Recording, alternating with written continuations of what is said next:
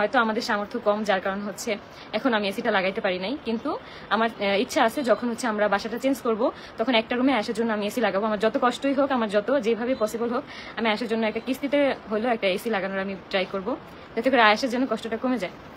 সবাই তো আখির এই কথাটা শুনে আহাতকে বলছে, কেমন বাবা, এক মেয়েকে রাখে এসির মাঝে, আরেক ছেলের কোনো খোঁজ খবর নেয় না। সত্যিই তো আহাত আখি আর আখির ছেলে মানে আয়েশের কোনো খোঁজ খবর নেয় না। কতটা কষ্টে থাকে ছেলেটা, তারপরে একটু খোঁজও নেয় না। সবাই তো এরকম বাজে বাজে কথা বলছে আহাত আর তিশাকে।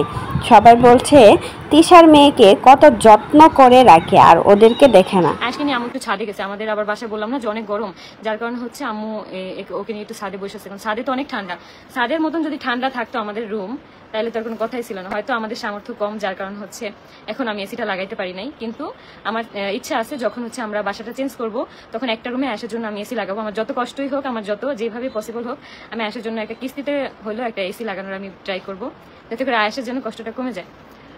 যেই টক্সিক লাইফ থেকে বের হয়েছ তেমন লাইফে আর ফেরত না যেয়ে নিজেকে গ্রো আপ করো। কে যাইতে চায় ভাই? এখন কিছু বলে আমি মুখ নষ্ট করতে চাই না, কারণ কথায় কথা বাড়ে।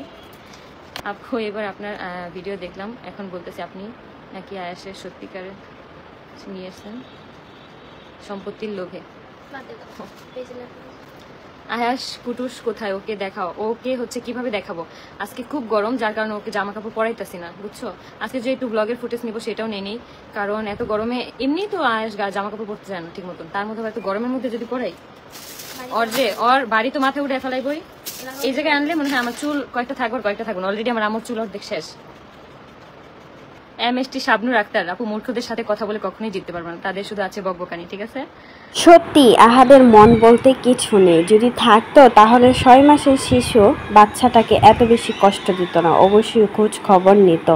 এক মেয়েকে রাখে রাজরানীর মতো আর ছেলেকে রাখে ফকিরের মতো, বলতে গেলে এমনটাই। সবাই তো এরকমই কমেন্ট করছে। তো আপনাদের কি মতামত অবশ্যই কিন্তু জানাবেন।